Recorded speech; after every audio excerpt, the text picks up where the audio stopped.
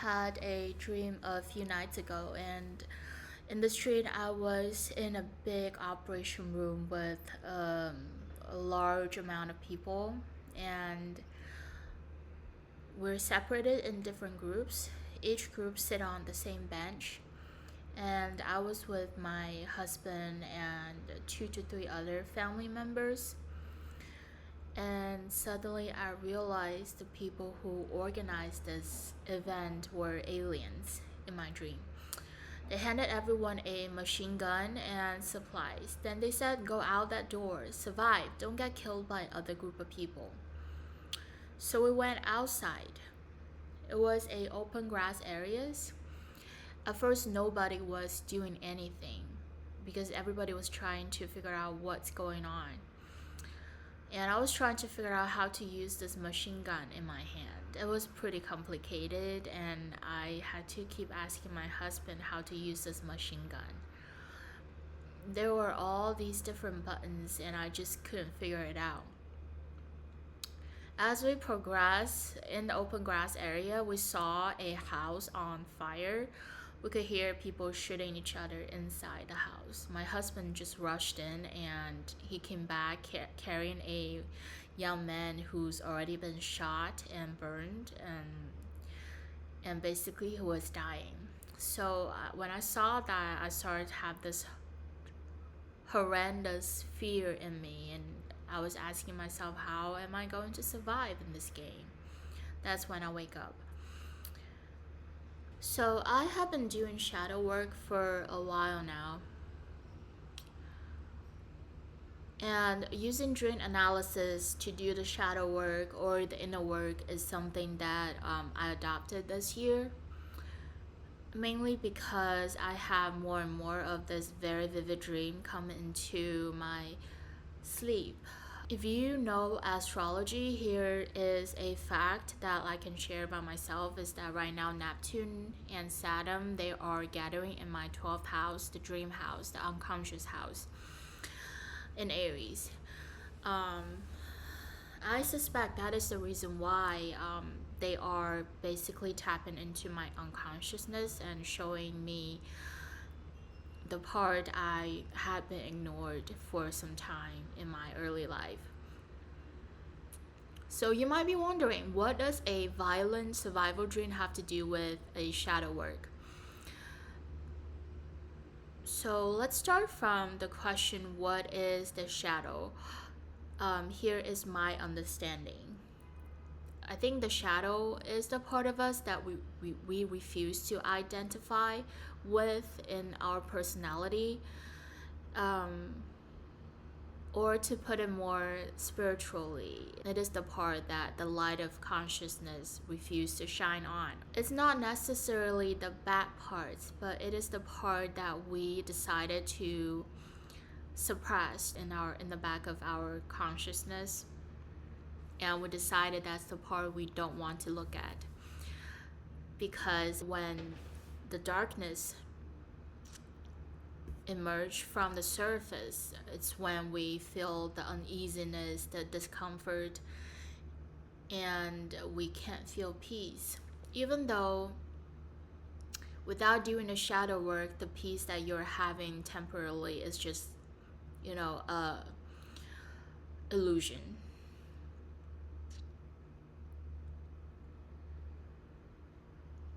It is the moment that we decided to swallow the anger, the fear, the shame, the desire in us. And the part that we told ourselves, hey, don't look at it, you're better off not looking at that part. The part of us that want to brag, the part of us that are jealous, the part of us that is so loud, and we try to shush it, right? We try to shut that part up. Like, shut up, don't talk. It almost like the evil voice in your mind. As I haven't even I haven't really read any of Carl Jung's book completely yet, but I am slowly like getting to know some of his study. So it was really Carl Jung that really brought this concept officially into a lot of the psychoanalysis. Um, Basically, the unconscious mind, the shadow, is everything that our ego, refused to look at.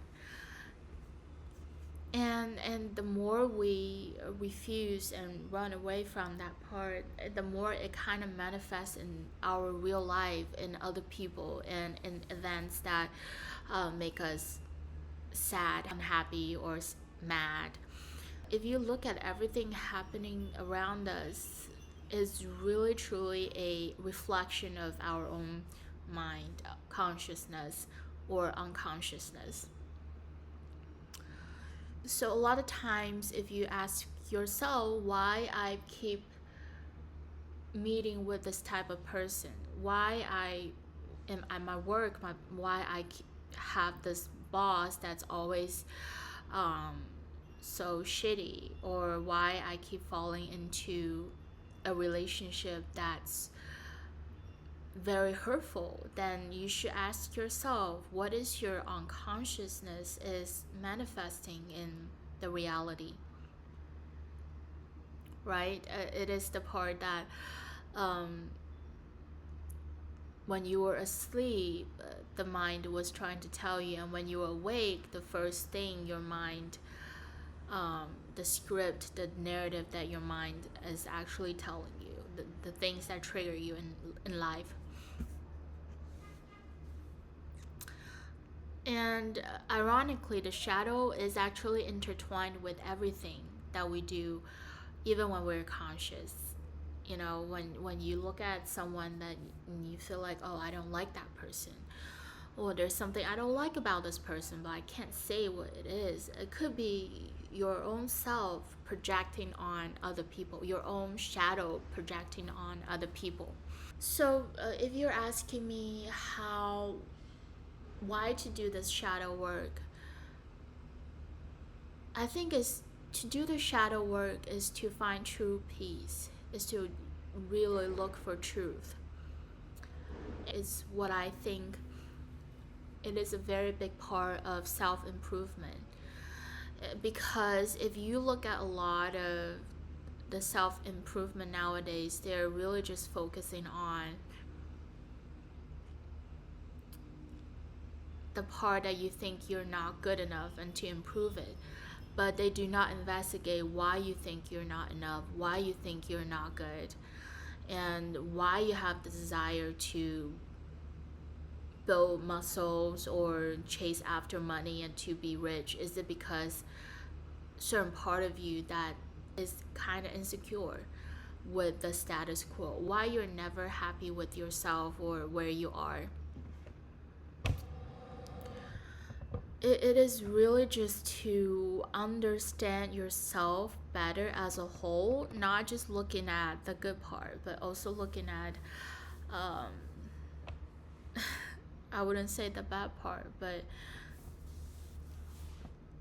the part that we feel uncomfortable looking at. The shadow work is never comfortable, I'll tell you that.